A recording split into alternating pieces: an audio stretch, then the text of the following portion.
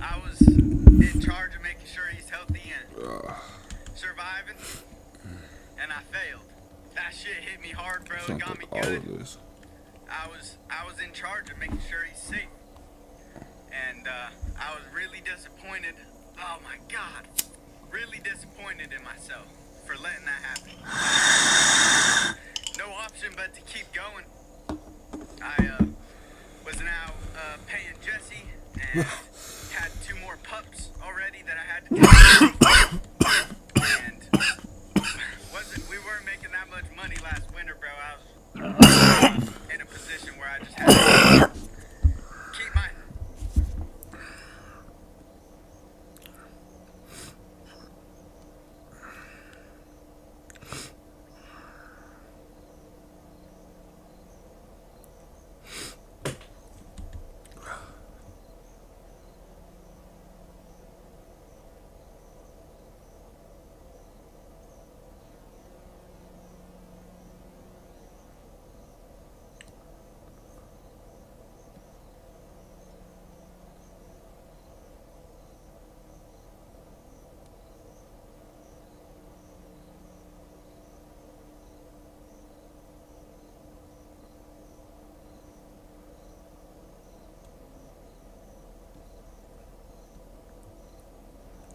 head up, put my head down, and just keep going. And I think I coped by just really leaning into the whole, like, I know what to do. I have to. Nah, bro, I was thrown up yesterday too. A man that knows what to do in any situation and makes it happen and takes care of his people. And so I know I just you got are. like, I know you watching. I don't know, bro. I've just been Truly waking up in the worst day of morning my like life. hot Oh my God, I and can't just talk throwing about up, it. Truly the worst day head of my life. pounding. You guys don't Vision understand all how much bruh. I love Hooper. And I really felt like it was my fault. And so... and I want to be a humble man. I like that about myself. That I'm true to myself, bro. If I... Like, Bro, I haven't went live in a long time. might be a little... Some shit you probably missed that. I'm pretty in tune with my emotions. And understand when I... Joined the gang, know something left or the gang the can't next do day. something or stuff like that. And with people in my day-to-day life, like when I'm talking to Nate, I feel like, and I'm not trying to toot my own... I don't think I got the Rona, bro. I truly am a humble guy, and I like that about myself.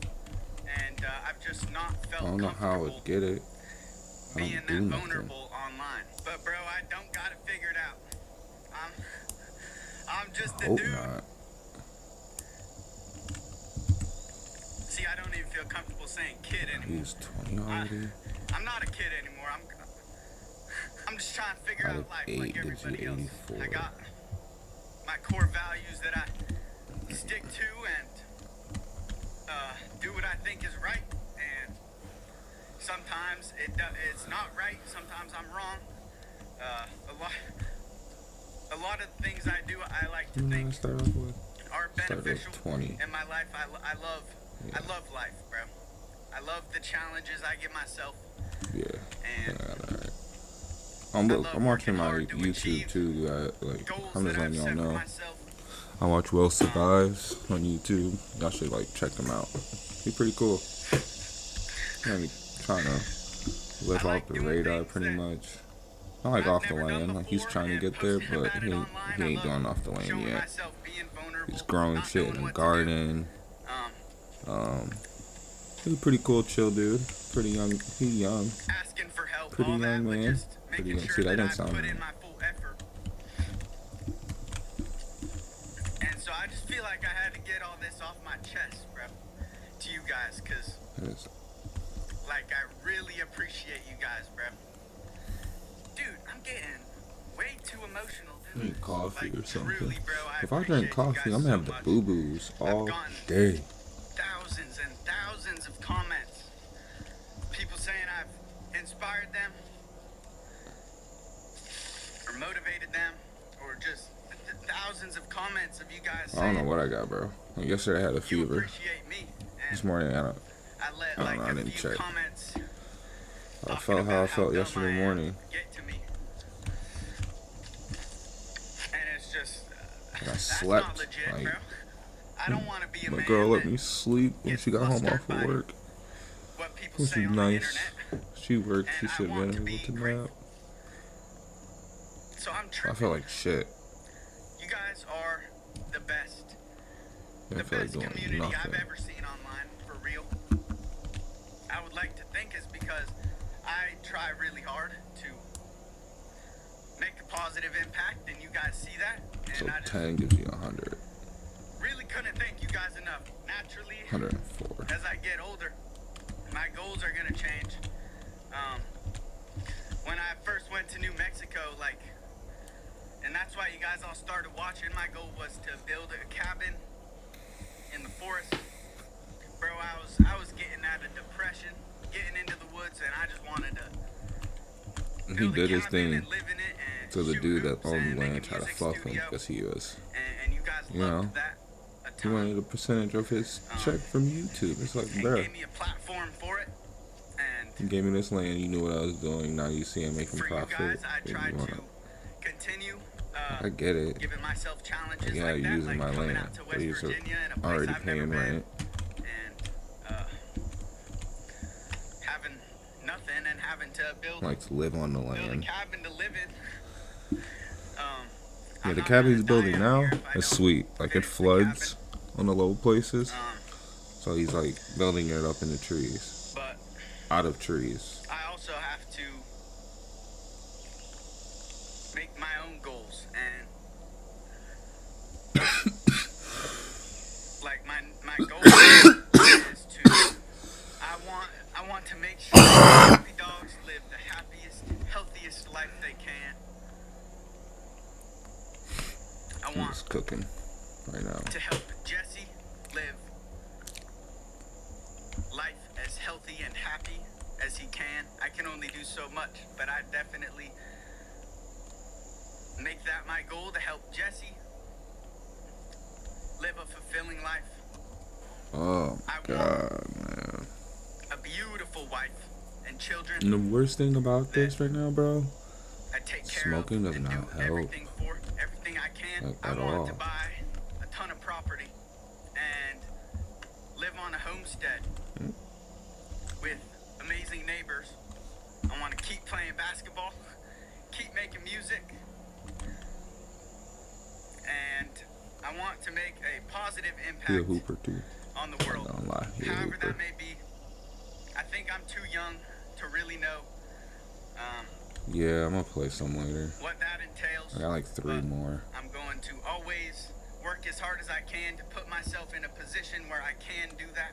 I played one So one I a day, have bro. these goals, and they're different I than do the the goals rest I had today, a year obviously. ago. But I hope you guys just, it'd be awesome if you guys Smoking does make it worse, wanted to see man. my journey and see what I can do. And I want to smoke, and that's the shit that's pissing me off. Part of becoming the Smoking man helps I with my want to head. be, My includes headache sucks. putting myself in dangerous and stressful situations that I have to navigate and figure out how to survive in. And so I'm still not there yet. So we're going to Alaska, baby. But truly, bro, appreciate you guys a ton for everything.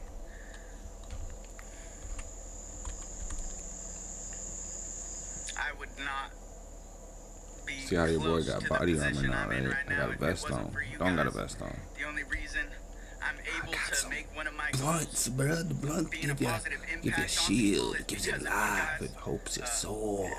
Like before, when I didn't have nothing, like that was never one of my goals. Like I just wanted to get me and my people right. And so I just couldn't thank you guys enough for putting me in a position where I can do what I love and do what I think is right. And I'm gonna keep doing it, bro. I hope you guys continue to enjoy the content. I got a lot of cool stuff going on and that I got planned. and it's gonna be a fun ride, bro. It's gonna be fun. I'm gonna live life in front of you I mean, I guys. can stop vaping. And I just I'll hope just you get guys continue pouches. to enjoy it. And I hope you guys feel this energy ball, yeah, baby. I hope you guys all have a beautiful day and a beautiful week. And I'll see you guys next time. Willie out. He made this song. Hey, I make the glizzy flit, wrap the string around the hook, wait for a tug to reel it in. Hey, I reel it in, looking out for bears, cause Willie eat the same food as him. Alright, you guys listen to some One Piece.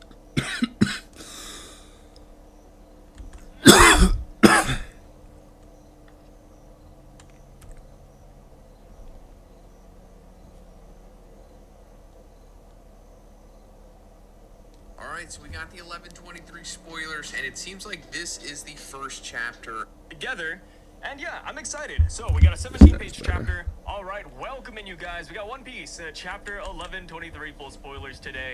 I haven't read them as per usual. You know, we're gonna be going through this step by step together, and yeah, I'm excited. So we got a 17-page chapter. Chapter 11/23, the 2-week void. That sounds really cool, by the way. I don't know what it is. I think it's because I think of the Void Century immediately when I hear the word void. You guys but, you know, read the already, it's manga. kind of a banger title.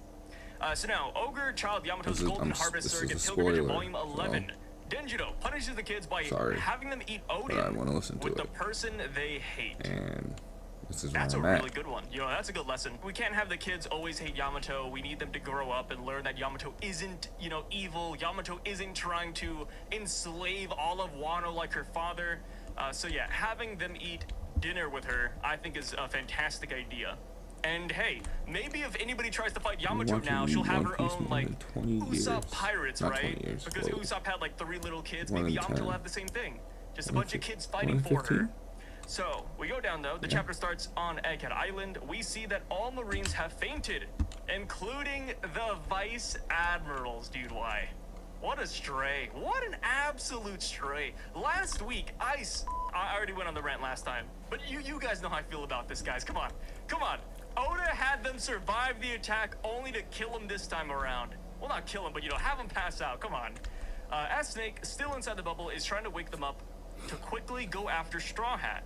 Oh, so all the Seraphim are still in the bubbles. They survived a lot. I mean, they fell from a sky island, they got sucked in by Jupiter and spit out onto the ships. And they're still in the bubbles. That's crazy. Elbaf's ship, Luffy's Gear 5, gives thanks to the giant robot for its help, but there's no reaction from Emmet. It's kind of sad. Hey, Emmet, thanks for the help! And then Emmet is just like, you know, stone-faced, you know, Saturn's about to, like, beat him up or, like, put him in the scrap heap. That's funny, that's funny. Dory and Brogy say they can't feel the enemy's presence at all since they have all fainted.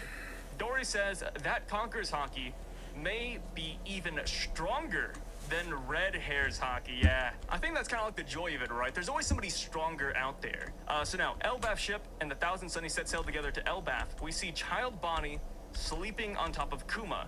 Zoro is relaxed, and Usopp is crying while he greets Dory and Brogy from the Sunny, and Luffy's wrinkled form is lying on Nami. Oh, lying on Nami's lap. Okay, okay. We're literally just chilling. Like, we're all hanging out now. Like, we are smooth sailing. I know some people think that we're gonna go back to the island or, you know, somebody's gonna chase us, but I really don't see it, man. I really don't see it.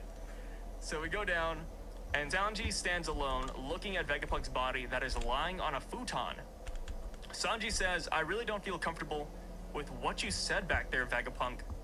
Is this how you wanted things to turn out? I didn't catch you clearly, but you said some crazy lines. Then, we start a flashback that takes place 2 weeks ago on Egghead Island. Shaka discovered that there was a change in the data from the power plant, so he showed the information to Vegapunk and Pathak. Also, wait, okay. York! How did she not suspect this would happen, right? She's supposed to be a Vegapunk. She took data and then didn't realize there'd be a change in the data? Like, that's crazy. That's so crazy to me. York did not really think this one through.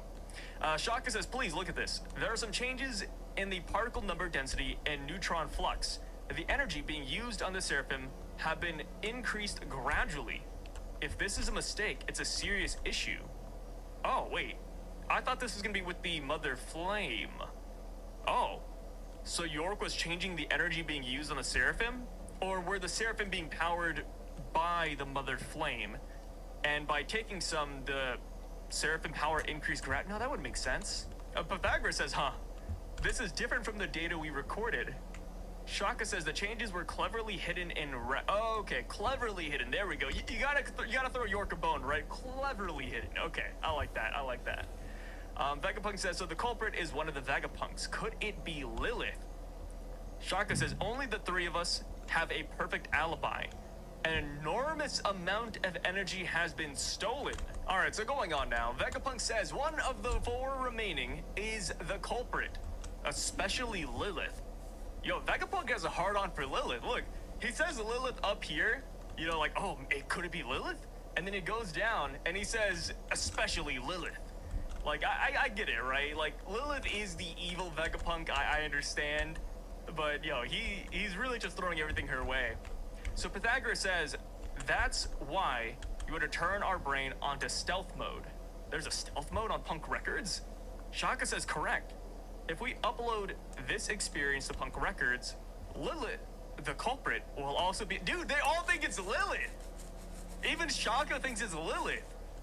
I mean, okay, to be fair, the entire fan base also thought it was Lilith because she was the evil Vegapunk when she was first introduced, but it's almost too obvious. But then again, like, Lilith is evil, and then York is greed. Like, they're both kind of bad, you know? They're both kind of bad. Well, and then there's Atlas, who's wrath. Yeah, Atlas is wrath. Damn. All the girls have, like, these negative emotions. Let me see. Shaka is logic, and then we have Edison, who's the thinker, and then Pythagoras. Dude, oh yeah, wait, what the heck? All the women are bad. That's crazy. So it says then, the three of them investigated together during some days, and 1 week later, they discovered the real culprit. And Pythagoras says, oh no, I found the culprit, it's York. Vegapunk and Shaka say, what? Pythagoras discovered that the information York uploaded to Punk Records were fake memories, and that she manipulated Den Mushi videos too. Shaka also found records of York manipulating Sea Beast weaponry. She also manipulated Sea Beast weaponry? Oh, that's for CP0.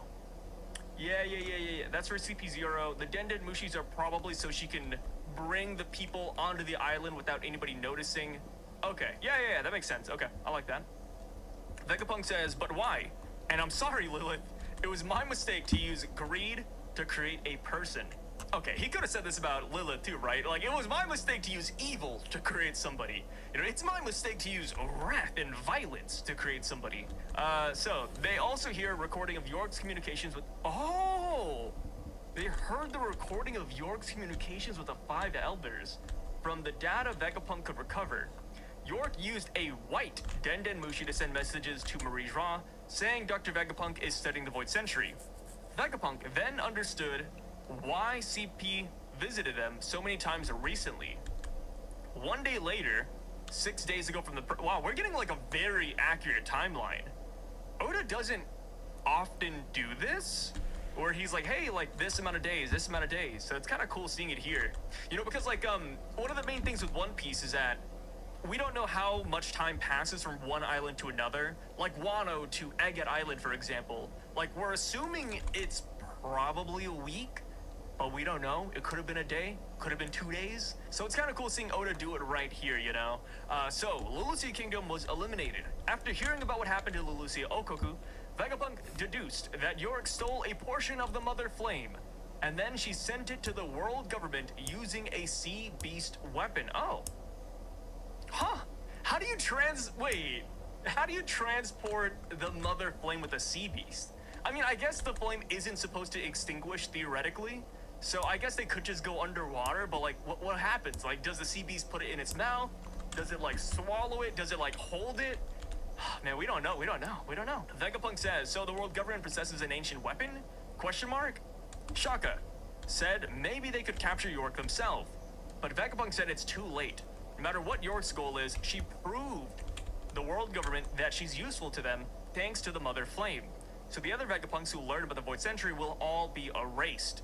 See, this is kind of what I felt back on yesterday, because my gut reaction was like, hey, why didn't they just capture York? And then if we go back to this Lelucia thing, right? Not even Lelucia, but when York gave them the Mother Flame, that was 3 months ago. We actually have a time frame for that. So yeah, everything is already set in motion. It's definitely way too late to capture her. Vegapunk says, prepare a ship so all the inhabitants of Egghead Island can escape. But that is not an option for us. All marine bases already got secret orders to arrest us. They'll chase us to the end of the world. So we will end up dying anyways, no matter where. But we have the devices that O'Hara did in 22 years ago. We have a way to broadcast our voice far and wide. The closer I get, the darker it is to see. What exactly is the world government? That's kind of cool. Yeah, the closer I get, the darker it is to see. I will not let my death be in vain. Vegapunk also said that there's one more technology that must be protected. The Kumo Futo, in Japanese, which can be translated as cloth, which is a combination of cloud and craft. The machine to create island clouds. It's the giant bottle in the middle of Egghead Island. We must save it, since island clouds can be very useful for humanity if the world Yo! Yeah, island clouds, okay. So Vegapunk could just make those easily. This right here is a really solid idea back when we first learned that the world was sinking, but we didn't know if Vegapunk could just pump them out, or if this was something that was only tied to Egghead Island, right? So the fact that he could just make more of these is kind of insane. But, did he give this to somebody already? Because, like, you know, he said that they're all gonna die no matter where they go. He didn't predict that one Vegapunk would make it out. You know, like, Lilith is still alive, she can definitely make more of these. But ideally, if you're expecting all of your bodies to die except for York, and all you do is put out the message, and the message doesn't include the Kumo Futo, did he give this to somebody so that they could make island clouds after he's gone? Who's not Lilith, right? I guess Judge and Caesar would be kind of solid for that, yeah? His two former colleagues? Because outside of them, I don't know who else would make island clouds, right? You know, like, you can have the technology there, but you need a genius to work it. So yeah, I mean, maybe he foresighted that Lilith would survive, or maybe he gave this to somebody. Let's see. After that, we see that Vegapunk started modifying the inside of the ancient giant robot to house the transmission Dendenmushi. One day, York found him and asked what Vegapunk is doing. Vegapunk's probably sweating his balls off. Vegapunk says, I'm trying to make the robot move with the Mother Flame. And York says, I hope the Mother Flame will be perfected soon.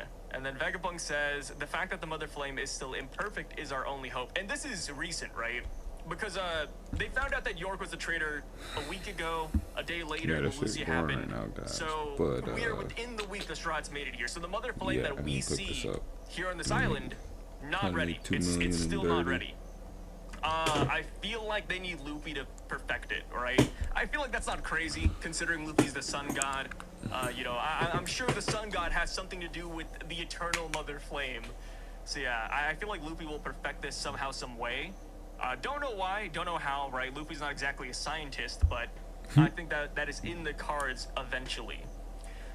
So now, 2 days ago from the present, Vegapunk, Shaka, and Pythagoras did the recordings for the worldwide broadcast. That's why we only see 3 of them in the video. And after the recordings, Vegapunk, Shaka, and Pythagoras wiped their memories during the past 2 weeks. That way, their plan will never be exposed, knowing that the knowledge about York being a traitor will be wiped away as well. Vegapunk says, the disaster that is going to happen is precisely what will bring about our victory. When Vegapunk woke up from the memory erasure, he found a note left by himself saying that the research was leaked to the world government and they will die soon.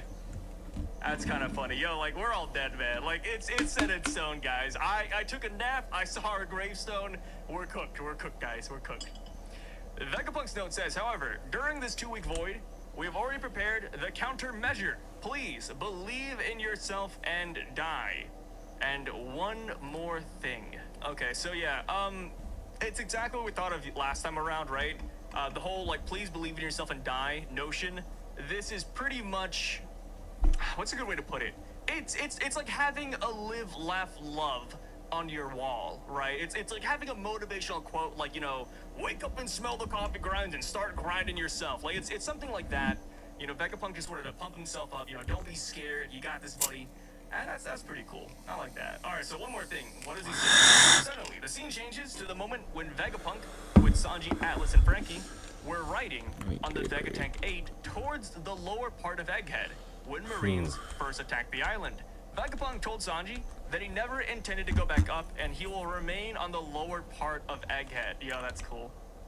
The fun part about this is that he's going down to save Bonnie too. You know, he's throwing it all away right here. Vegapunk also said that if possible, he wants Sanji to leave him to die. And Vegapunk says, I feel like if I die,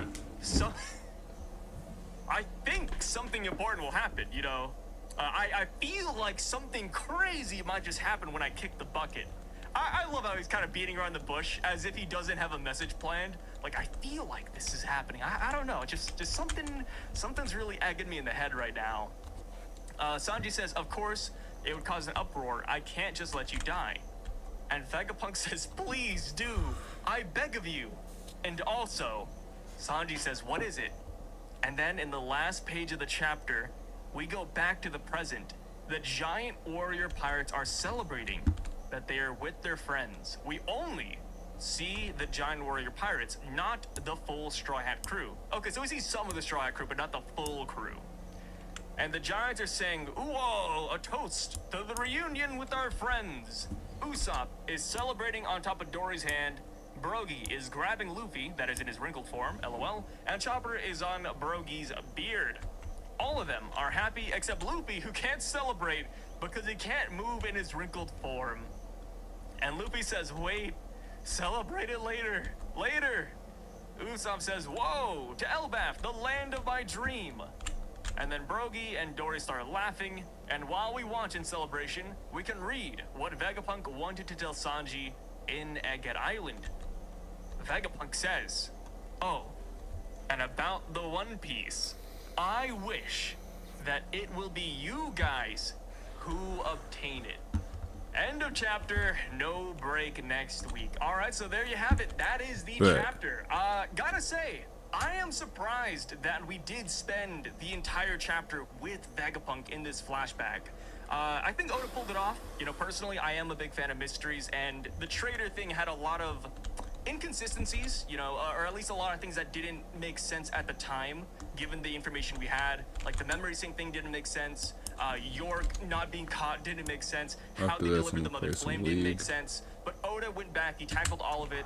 And as a fan of mysteries and just, you know, things like this, I actually like this chapter. Would I have wanted to get more of present-day Egghead Island? Oh, of course, 100%, right? I'm still really curious to see what happened to Kizaru, Saturn, Emeth even. Like, what are they gonna do with him? Like, are they going to try to scrap Emeth? Just curious to see what's happening on that front. Same with Sentomaru, same with CP0, and even Stussy. There's a lot of loose ends on that island. Even though we are going to Elbaf, typically when we do leave, we spend time around the world, right? So maybe next chapter we could get a Cross-Guild chapter, maybe a Boa Hancock update, Revolutionary update. There's a chance we could even get an Emu and Gorosei update, which I think would be pretty fun, right? Like, I want to see what Emu's reaction is going to be towards the Gorosei's failure. Well, maybe not a failure. Like, it's a failure and a success, right? They got some W's, they caught some L's. It's very 50-50. So I want to see how Emu handles that as a leader, right? Because Emu's been ruling the world in the shadows for 900 years. I want to see what his take on the Gorosei's performance will be like. So outside of that, though, yeah, the Straw Hats going to Elbaf, I think that's great and dandy. It's kind of cool how Oda didn't show all the Straw Hats in the final pages, right? He just showed Luffy, Chopper, and Usopp, right? It makes me wonder if they're going to get the main focus on Elbaf, which I think would make a lot of sense. Because for Usopp, that's the land of his dreams. And then for Luffy, he's the sun god, and those guys worship that dude. And then as far as Chopper goes, I thought that was an interesting one to add in. But there is still, I don't even know what to call it, like some mystery behind Chopper's devil fruit. Like, it's a mushroom-shaped devil fruit. He has the human fruit, but he doesn't look like a human. He doesn't have, like, a full Zoan human transformation. So maybe we'll get some good old expansions on that. But yeah, with that being said, though, guys, thank you so much for stopping by and checking out this video with me. I really freaking appreciate it. And I will catch you guys on the next chapter of One Piece, or just whenever this chapter comes out. Peace out, y'all.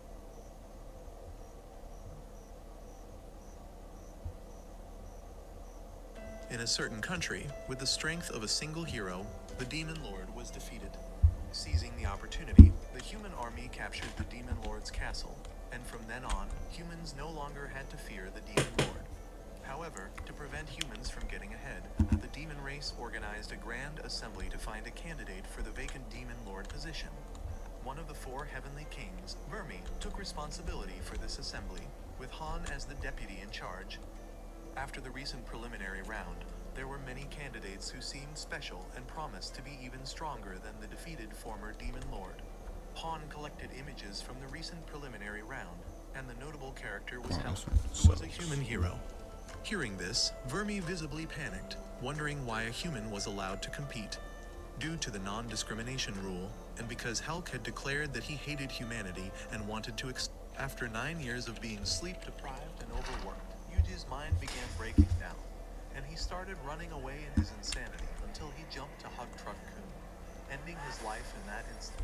His soul was brought into a different world, but when a slime appeared by his side, it began leading him deep into the forest, and so he followed it for hours, until they arrived at a mysterious cabin, filled with hundreds of magic books inside.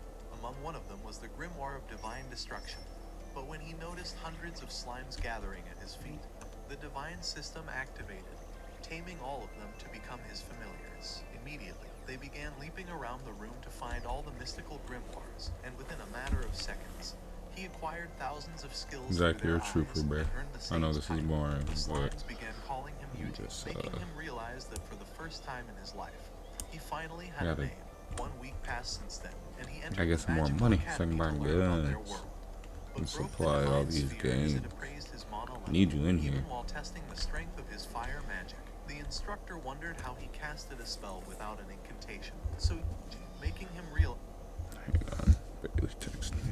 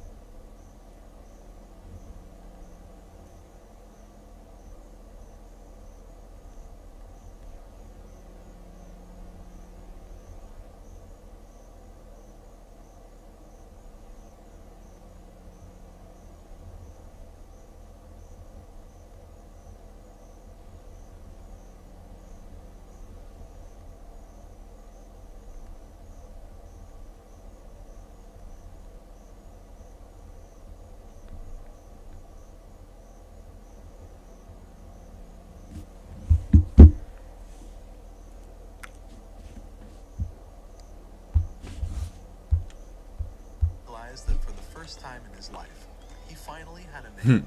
Babe, shouldn't you be working? And he entered the magical academy to learn about their world, but broke the divine sphere as it You appraised probably his done mana level. already. Even while testing the strength of How his you be fire working? magic, the instructor Cleaning? wondered how he casted a spell without an incantation. So Yuji apologized to his ugly ass for forgetting to use it, and went on to say the word fireball before incinerating the rock out of existence. On his way to the Adventurers Guild, a hot dryad began begging him for help, saying that she needed to collect all the dragon mushrooms in the forest. However, and to find all the mystical grimoires, and within a matter of seconds, he acquired thousands of skills through their eyes, activated, filled with hundreds of magic books inside.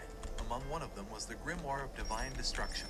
But when he noticed hundreds of slimes gathering at his feet, the divine system activated, taming all of them to become his familiars. Immediately, they began leaping around the room to find all the mystical grimoires, and within a matter of seconds, he acquired thousands of skills through their eyes and earned the sage title. The slimes began calling him Yuji, making him realize that for the first time in his life, he finally had a name. 1 week passed since then, and he entered the magical academy to learn about their world, but broke the divine sphere as it appraised his mana level. Even while testing the strength of his fire magic, the instructor wondered how he casted a spell without an incantation. So Yuji apologized to his ugly ass for forgetting to use it, and went on to say the word fireball before incinerating the rock out of existence. On his way to the Adventurers Guild, a hot dryad began begging him for help, saying,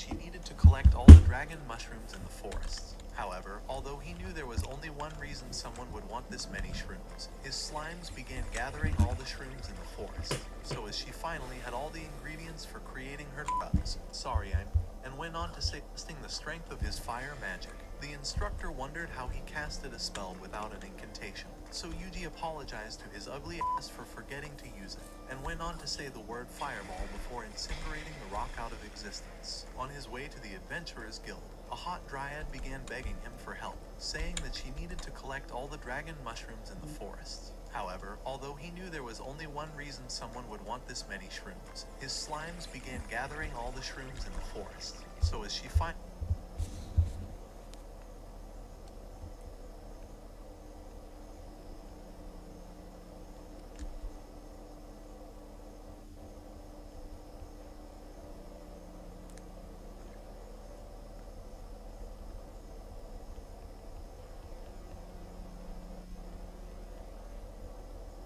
Damn.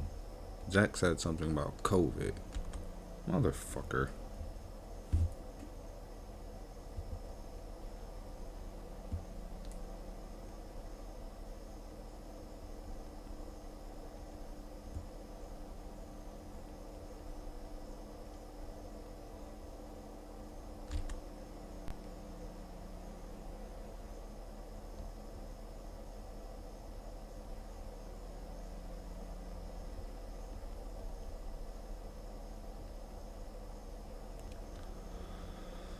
had all the ingredients for creating her drugs, potions, she summoned a flower bed of Dryad flowers, swearing that she'll serve him for the rest of her useless life. On his way back home, when he used the slime to scout the forest, an explosion went off as Yuji dodged a goblin trying to kill him. However, he summoned his slimes to blast the goblin down, and left the area with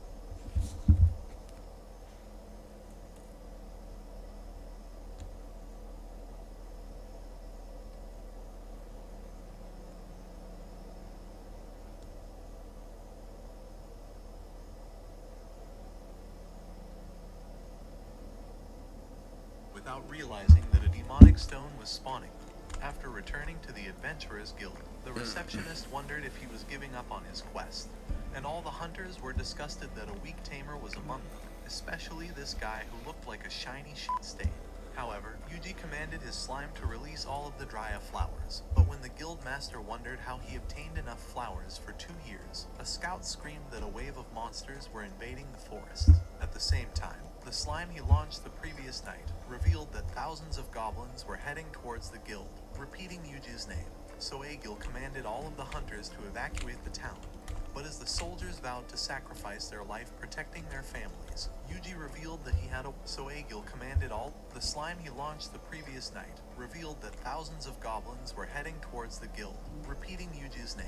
So Agil commanded all of the hunters to evacuate the town. But as the soldiers vowed to sacrifice their life protecting their families, Yuji revealed that he had a way to save them all.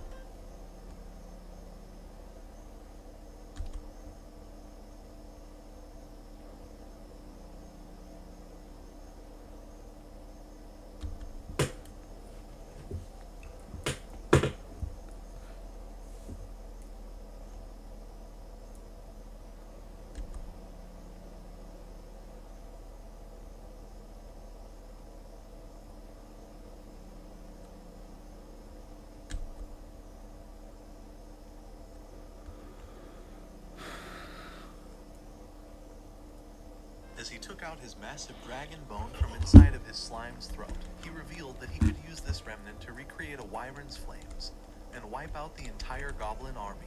However, all of the soldiers thought a useless slime tamer would be leading them to their deaths. But the hairy shit stain realized something was off about his slimes and told Agil to give Yuji a chance, saying they would be under his command.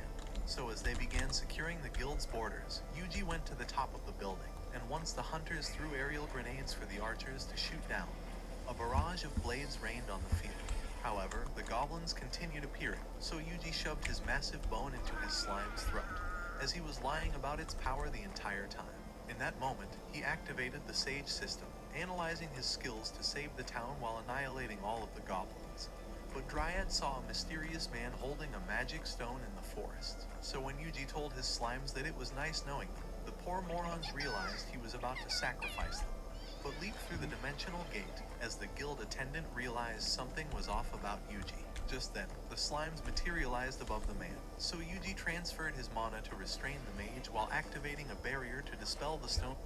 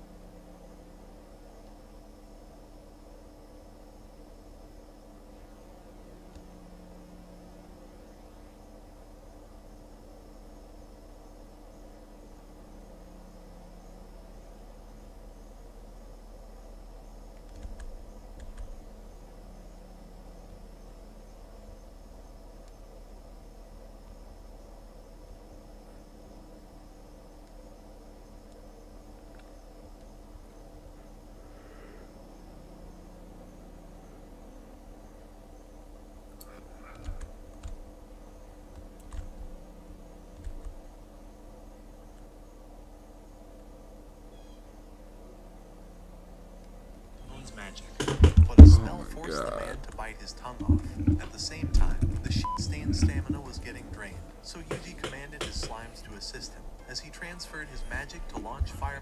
Just then, the slimes materialized above the man, so Yuji transferred his mana to restrain the mage while activating a barrier to dispel the stone's magic.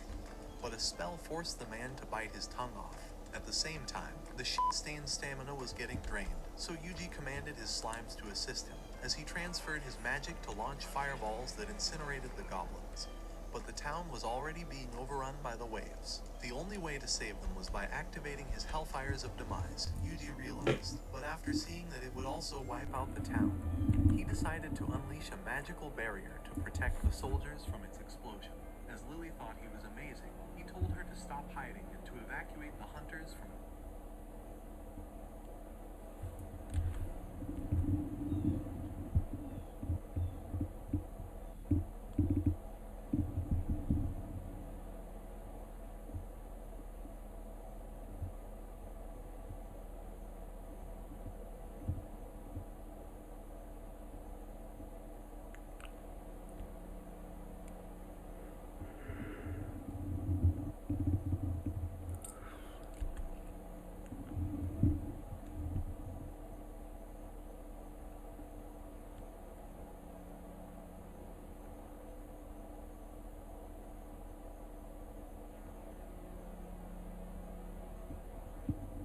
lines. Once he commanded the slimes to create a perimeter around the town, Dryad entered her dimensional gate, and the slimes had surrounded the village. However, one of the goblins had broken through, but as Aegil tried slashing it down, Harry Stain rushed forward to knock the beast back, but it was unscathed from all of their attacks. As they were about to die, the legendary Fenrir bit down the Goblin King and dragged the hunters back to the village. In that instant, Yuji activated his barrier around the entire town, and they wondered who was capable of unleashing a god-level spell of this scale.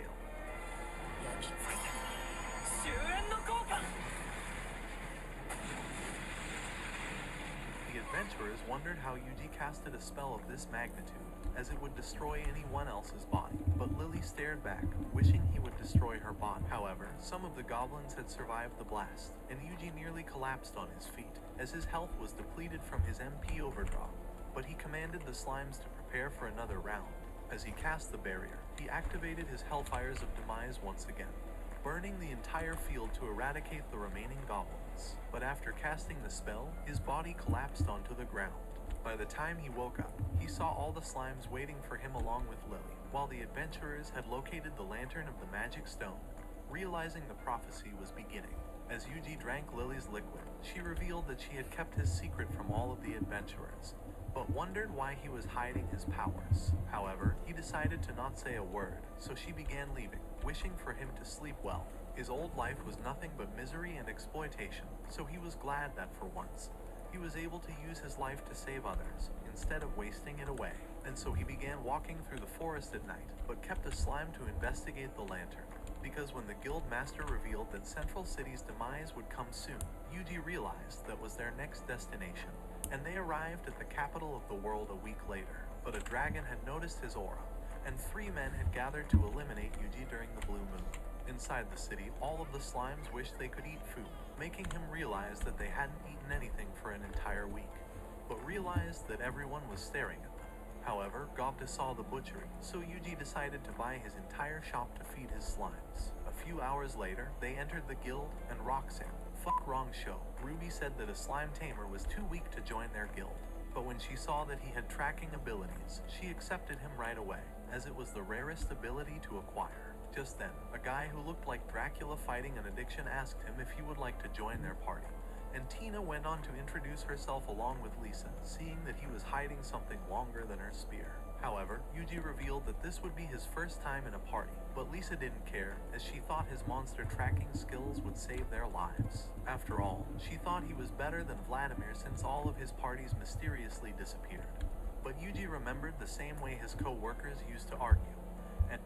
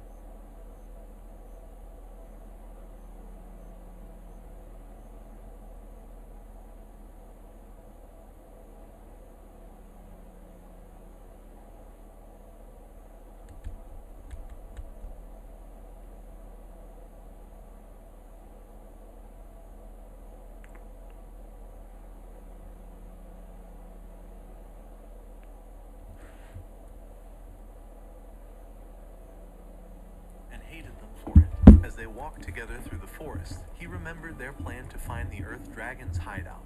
But he realized something was off about their party. Out of nowhere, Vladimir began running until they were surrounded by 4 wolves, and the girls wondered why he led them towards wolves instead of evading them. However, Yuji realized there was a 5th one above them. But as he tried to use magic, Vladimir cut the beast down, telling them that he would take care of it, as he slashed the wolves while dodging their attacks. Even so, Yuji wondered why Vladimir purposely left the wolves alive, and why they were playing dead, but decided to go along with his story to find out. By the time the night arrived, Yuji realized he had taken them down a different path, but Vladimir claimed that going off the route was the best way to Zach's a avoid real bandits. one. However, he told them to sleep You first, good, bro? as he would be Watch the your one keeping podcast. watch at night. At 3 a.m., Yuji's I slimes ain't doing alerted him nothing that special. Vladimir ran away during his shift, revealing that both Tina and Lisa had also disappeared. As Vladimir continued sprinting, he realized that something was watching him. But although the proud Fenrir wondered if he was caught, he realized that Tina and Lisa were on the other side of the trees, and Tina revealed that she became suspicious.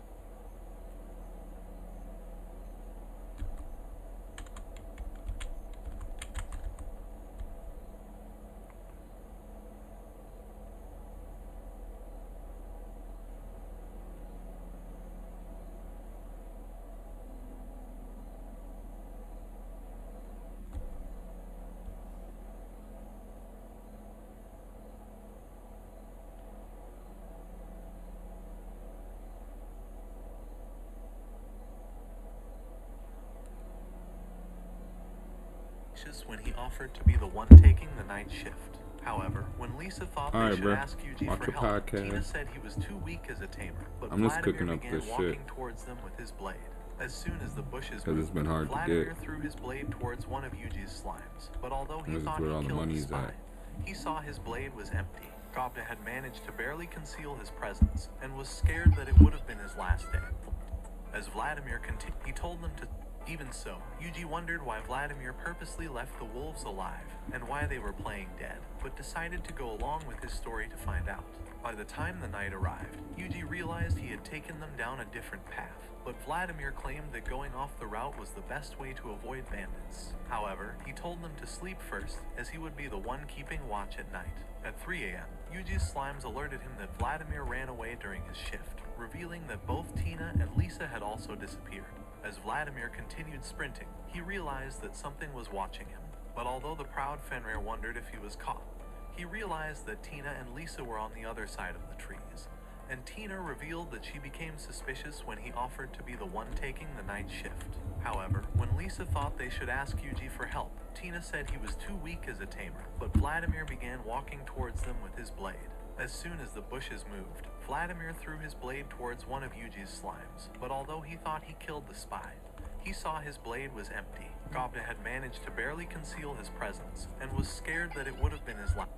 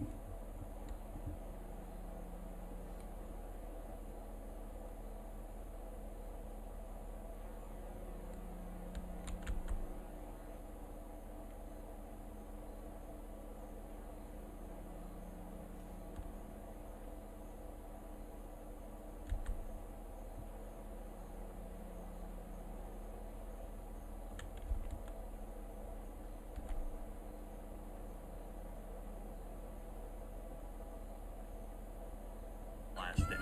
But Yuji revealed that he had granted him invincibility to save his life. As Vladimir began running away, the girls started tailing him, but he maneuvered. Tina said he was too weak as a tamer, but Vladimir began walking towards them with his blade. As soon as the bushes moved, Vladimir threw his blade towards one of Yuji's slimes, but although he thought he killed the spy, he saw his blade was empty. Gobda had managed to barely conceal his presence, and was scared that it would have been his last day. But Yuji revealed that he had granted him invincibility to save his life. As Vladimir began running away, the girls started tailing him, but he maneuvered around the traps he set, until he arrived at the hut where the three men had congregated the night before. When Elder Melhace wondered what Vladimir had gathered, he revealed that he had gathered two valuable girls along with their target, and was planning to say they died against a horde of goblins, just like he did about all of his other.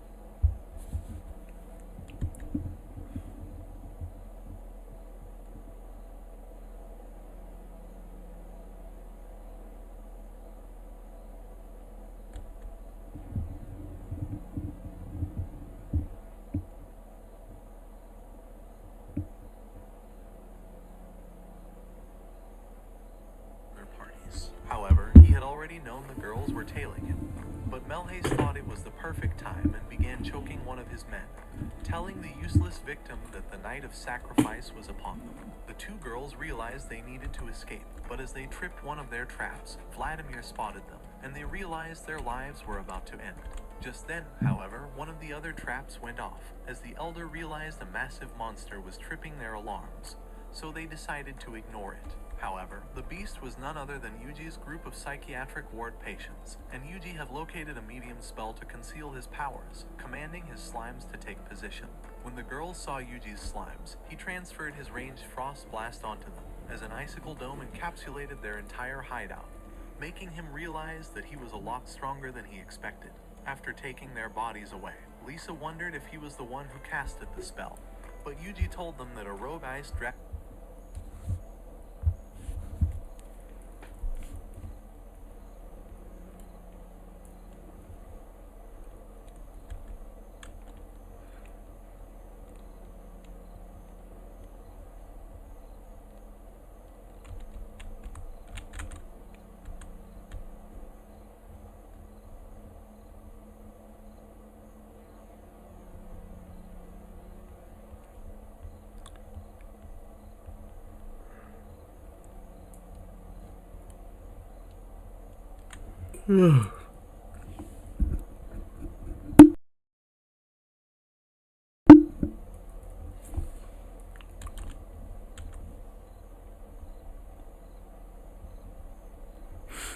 Dragon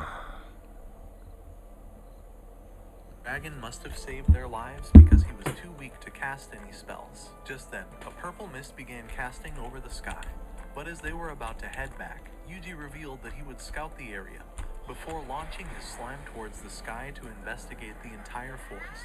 When the useless moron found a good spot, Tina and Lisa wondered what the f they just witnessed, especially as they watched the slimes creating a fireplace and building their tents. Before long, the worthless bitches were asleep, but Yuji remembered the Elder's prophecy about the Blue Moon's sacrificial calamity spawning. The following day, as they continued to search for the Earth Dragon, Yuji decided to hide his real powers to appear ordinary, and activated his magic limiter, casting rocks at a wolf to test his magic. But when his slimes began to destroy all the monsters ahead, the skies turned purple, and a light descended towards the ground, destroying the forest with a great blast as a blue dragon appeared in the sky. As Yuji noticed the beast, he warned the girls that it was right behind them, and they began running off towards the mountains. However, the Fenrir and his slimes were already ahead of them, annihilating all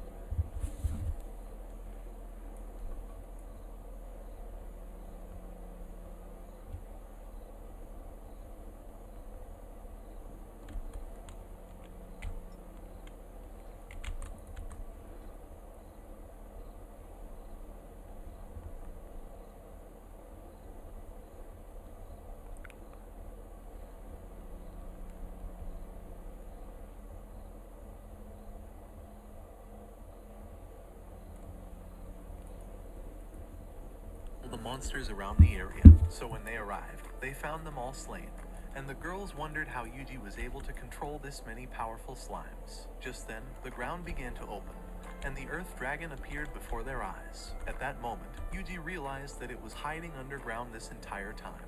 With the girls afraid, they decided to hide behind a rock, but Yuji told them that he would slay the monster. Just as it began charging at him, he cast a spell, and his slime launched rocks at the dragon.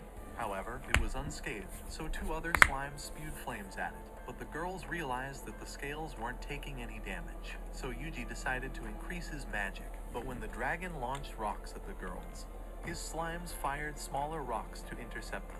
As the dragon grew angry, it began rolling towards him, but Yuji avoided getting crushed and used his slimes to launch rocks at the same time. But the dragon was still unscathed and began dashing towards him until a massive whirlwind gushed out from the rocks. As Yuji activated an illumination spell, he spotted the dragon before him and unleashed his hellfires of demise, burning the dragon within the flare until only its skull was left. That evening, when they arrived at the guild, Ruby was shocked to discover that they slayed the Earth Dragon, so the slime vomited the skull. For their reward, she paid them 10,000 gold coins, but the Chief of Knights told Yuji they needed to talk. At the meeting, Ken began saying that the blue dragon appeared just as prophesized. But Yuji hated these same meetings in his previous life, and Ken asked him to describe the Earth Dragon. He babbled. So as Yuji discovered the photography skill, he cast the image of the dragon on his paper. Throughout the history of mankind, only one person had ever possessed this skill, so the priest revealed the Book of Legends. According to it, the dragon had only appeared once before and grew under darkened skies in 3 days, before wiping out the entire continent. When Ken wondered how it was defeated, the priest revealed that it was slain by a divine emissary who had the power of the gods. 30 years ago, during an eclipse of the sun, a spirit summoning ritual was carried out at the capital's cathedral to summon a hero 30 years into the future to rescue their world from calamity. However, the priest thought that the ritual failed, since the dragon appeared exactly 30 years since the ritual took place. Just then, the skies turned purple, and a slime told Yuji that the dragon was increasing in size. When Yuji revealed this to the men, they realized their world may be destroyed in 3 days, so Ken thought their only option was to attack the dragon the next day. Later at the cafeteria, Yuji noticed the ugly-ass priest and wondered why he was staring at him like he was a child. So later that night, the priest introduced himself as Sale Kotomi and revealed an ancient dagger that he brought from the capital. As he gave it over to Yuji, when Yuji revealed this to the men, they realized their world may be destroyed in 3 days, so Ken thought their only option was to attack the dragon the next day. Later at the cafeteria, Yuji noticed the ugly-ass priest and wondered why he was staring at him like he was a child. So later that night, the priest introduced himself as Sale Kotomi and revealed an ancient dagger that he brought from the capital. As he gave it over to Yuji, the system revealed that it was an unbreakable dagger of Kethai's, and said that it focuses on magic effects. The priest said that he was offering it to Yuji as a gift, and called him the divine emissary. That night, as Yuji wondered how they would fight the dragon, his slime informed him that it was starting to grow even larger, realizing it would be even stronger tomorrow. He remembered the instructor telling him that his magic was unusual, but when Yuji wondered if it meant his magic was weak, the instructor said that it was too strong, so he realized he was born to save this world. So that night, he headed out to the forest with his minions, and they soon came across the dragon. As he was ready to destroy it, he activated the Hellfire of Decimation, and a slime launched a flame that erupted into an explosion. However, the beast was unscathed, and as it grew angry, it shot a blast across the entire forest, and even destroyed the cliff. When it was over, Yuji was uninjured, as he was protected by his shield. However, he soon realized that the dragon was absorbing the energy from the forest, and its size began to increase. So Yuji revealed his dagger, realizing his only chance was to slay it, and thought he could concentrate his Hellfire of Demise into the blade. Just then, he began charging with his minions, and as the dragon unleashed a blast, he activated a shield and landed without getting burned. As he started charging again, the beast prepared another blast, but he threw a slime towards it and activated a barrier to deflect the attack. Realizing his chance, he drew his knife, and as he activated a jump boost spell, he began leaping higher and higher towards the dragon. However, as the beast tried to obliterate him, Yuji launched a fireball and stabbing it in the eye. He unleashed Hellfire of Demise into its body, causing it to hit the ground. Just as he thought it was dead, it smacked him off with its tail, sending him crashing through the rocks. Luckily, he managed to activate his shield, but realized that he was running low on MP. Just then, the dragon rose high and prepared a mighty blast. Go.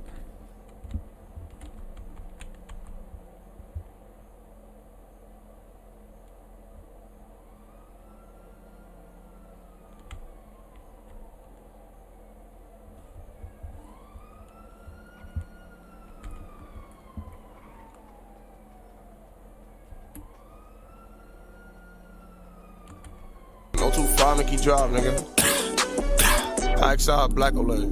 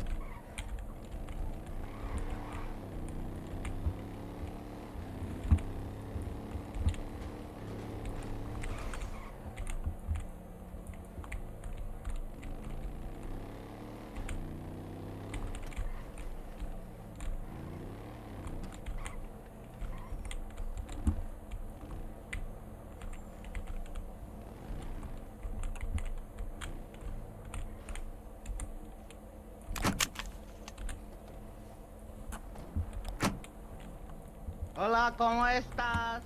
Yeah. Hola, ¿cómo estás? Me Good, amo, What up, bro? Hola. Come on, What you Styles. doing?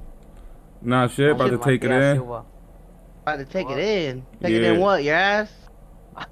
That's some weird shit there, bub. You said it, not me. Nah, you said it. What the fuck? What you trying to do, man? Bro. Like, what you want? Nah, shit. I'm about to pop my head for a little bit. Okay, be safe, Brody. Yeah, you too, bro.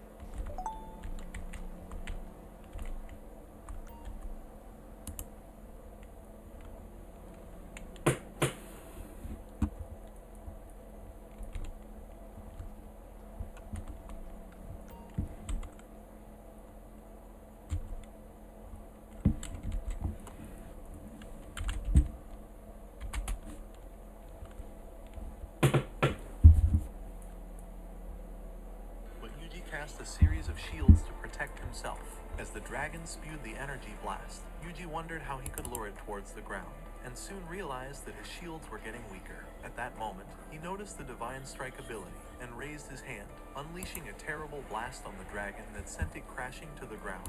Hoping to utilize the advantage, he mounted Proud Wolf, and they started charging at the beast. As Yuji stabbed its neck, he sliced it with Hellfire of Demise and successfully split its head, causing it to explode into red cells before vanishing. So with the dragon eliminated, Yuji decided to head for the town. On the following day, when Ken appeared, he told him that the purple skies have cleared away, and wondered who managed to defeat the dragon. However, he thought Yuji probably did, and thanked him for his help. At the cafeteria, Tina began telling Yuji that they would be recognized as national heroes for offering to battle the dragon, even though they never actually did anything. Hearing her words, Yuji thought they were a pair of useless weaklings, and wondered how they've managed to survive in the forest. As Lisa wondered what he intends to do now, Yuji revealed that he would be ditching their useless shithole, but has no idea where else to go.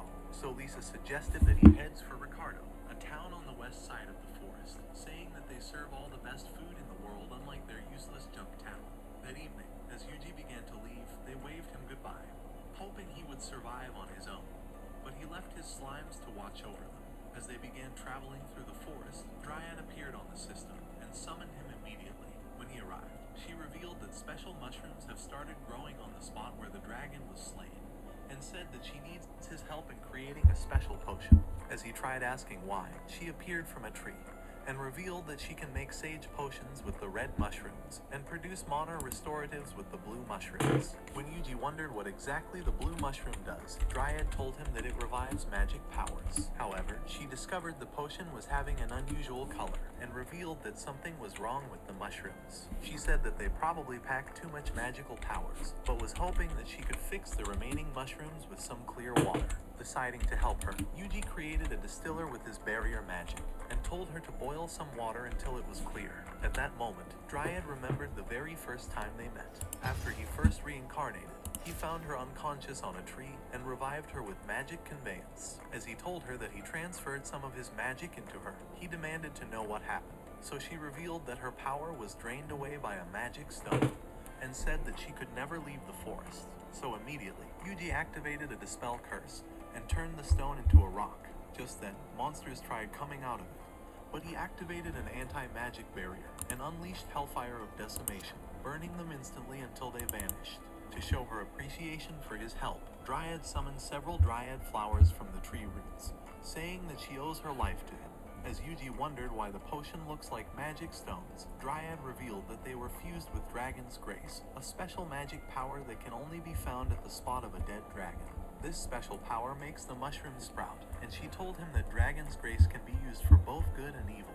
She said that it could heal all kinds of wounds, and could even summon any kind of monsters. Just as the slimes finished purifying the water, Dryad mixed it with the potion, and it turned blue instantly. Excited that it finally worked, she thanked him for helping her, realizing the potion would come in handy. So a few minutes later, she gave him some sage potions and mana restoratives just as he asked, saying that she would be returning to the forest and vanished before his eyes. As they continued their travels, Yuji realized that the fog was covering their path. This So game Proud ain't Wolf gonna load revealed up. that some humans were I'm gonna close go by back to sleep. and began following the scent towards a new path.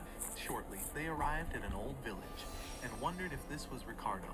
As Yuji tried looking around, he noticed the faced villagers and thought their creepy smiles was as disgusting as their huts. Just then, the village head appeared before him and wondered how he found his way here. But Yuji said it was an accident, as he decided to invite him for a meal. He said he wishes to fill him up for his journey. However, as Yuji spotted the disgusting food, he told him that he wasn't hungry, realizing the food was probably from the dumpster. As the chief wondered if he has a reason for entering the village, Yuji revealed that he was heading for Ricardo before missing his way. Just then, he noticed the creepy villagers staring at him from the window, and as the chief tried saying that they were surprised to have a visitor, Yuji began to leave, having grown sick of their creepy, disgusting faces. As they continued through the forest, Yuji thought they would soon arrive at Ricardo. However, when they came out of the forest, they found themselves inside a blizzard, and wondered if they were in a different world. So as they continued through the cold, Yuji decided to activate an insulation barrier for warmth.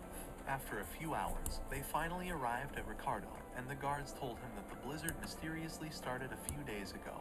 When they wondered why he came, he revealed that he was here for some food. So inside the town, he tried finding a restaurant, but realized the streets were deserted, and that even the waters were frozen. As he finally arrived at one, the lady told him that they were closed up for the day, and were more concerned about staying warm than making food. As Yuji thought the food must definitely be delicious, he wondered if the only thing they needed was firewood. But Lily told him that it was rarer to find than her father, who walked out on her. However, Yuji ignored her depressing acts because he wanted to eat the food already, so he headed off to the forest.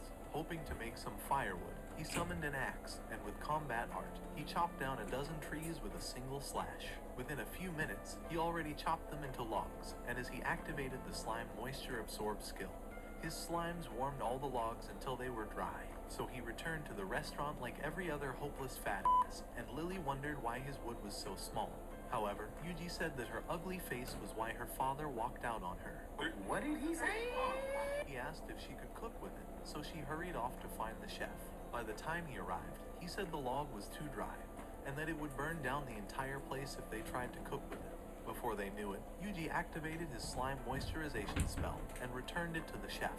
At that moment, he realized that it was exactly what they needed, and as they lit the stove, he promised to make Yuji a special meal. His words were the best news Yuji has ever had, so he commanded his slime to spew the remaining logs. Immediately, it vomited them into a large pile, and as Yuji activated slime moisturization, the slimes warmed up the logs at that instant. Just then, his stomach growled. He realized he said the log was too dry. What did he say? Until they were dry, so a dozen trees with a single slash. Within a few minutes, he already chopped them into logs, and as he activated the slime moisture absorb skill, his slimes warmed all the logs until they were dry. So he returned to the restaurant like every other hopeless fat ass, and Lily wondered why his wood was so small. However, Yuji said that her ugly face was why her father walked out on her. What did he say? He asked if she could cook with it, so she hurried off to find the chef. By the time he arrived, he said the log was too dry, and that it would burn down the entire place if they tried to cook with it. Before they knew it, Yuji activated his slime moisturization spell and returned it to the chef. At that moment, he realized that it was exactly what they needed, and as they lit the stove, he promised to make Yuji a special meal. His words were the best news Yuji has ever had, so he commanded his slime to spew the remaining logs. Immediately, it vomited them into a large pile, and as Yuji activated slime moisturization, the slimes warmed up the logs at that instant. Just then, his stomach growled, so the chief decided to prepare him a meal for his hard work. Before long, he served him grilled steak, and the taste sent Yuji straight into the heavenly realm. When he was done, he thanked them for the food, but the chef told him that this wasn't even close to being their best dish. Excited by the thought, Yuji wondered how it was possible, and promised to return the next day for a taste of the food. However, Lily began telling him that they could not use up all the firewood, seeing as the entire town has no wood to heat up their homes. At that moment, Yuji thought this was his chance to impress her, and declared that he would come back unlike her father, swearing to come back with logs bigger than his small wood. Shortly, he arrived at the Adventurers Guild, and realized that the only thing on their wanted list were firewood. As he offered to take on an easy task, the mistress told him to meet the firewood leader for instructions. So as the wood instructor, Wodka, looked at his ID, he welcomed him, saying that they can hardly meet the demands of the town to deliver 5 tons of firewood every day. He said that only their village has been having the blizzard, and told him that the earlier village he came across has always been deserted. Yuji thought it was definitely mysterious, and decided to begin his work. As Wodka began saying that he looks too skinny and useless to actually do anything, Yuji chopped several trees with a single slash. In an instant, he began cutting them up into logs, and stacked them up into a pile. Just then, his slimes began warming them up, and Wodka thought that Yuji must certainly be an alien. At the end of the day, Yuji prepared several piles of logs, enough to last the entire town for a few days. However, he thought it wasn't enough, and went on a chopping spree, slicing nearly all the trees in the forest, and turning them into more logs. So with his impressive work, he made a lot of money from the guild, and even passed the night inside a comfortable room. The next day at the restaurant, as he was served a new meal, the taste sent him into nirvana, and he thought he was floating in the clouds. However, the chef revealed that it wasn't even his best dish, and Lily said that the rishia herb that was used in cooking their best meal is being devoured by monsters, and that they could only make a new dish if all the monsters were gone. Without saying a single word, Yuji began heading out, ready to annihilate every monster for a taste of this food. Shortly, he commanded his minions to scout the woods for the beasts, and as his slimes came across a monster boar, Yuji activated a spell, burning the beast instantly. Before long, he noticed a mysterious stone, and as he decided to have a look at it, Dryad told him that she could sense traces of magic from inside of it. As Yuji touched the stone, they discovered that it was absorbing his magic, and he said it was probably Dragon Grace, the powerful magic that creates cursed magic stones. Dryad revealed that the stone was absorbing all the magic within the area, and Yuji thought the disappearance of magic must have certainly caused the blizzard. Realizing it was the only way to stop the snow, Yuji cast an anti-magic barrier on the stone, and expelled the curse, turning it into a rock instantly. Within a few hours, he had expelled more than 100 magical stones around the forest, and marked the areas using thoughtography. Just as they arrived at the middle of the forest, he thought some huge trees were intentionally left untouched, and said that they were probably protecting a secret entrance. As he commanded Dryad to withdraw, she wondered what he intends to do, so he told her that he would burn up all the trees before him, as she agreed to his plan, saying that it was certainly the right thing to do. He unleashed his hellfire of demise across the forest, burning all the trees in a mighty explosion. So at the center of the hole, they discovered a secret entrance, and Yuji revealed that he would certainly enter the underground to discover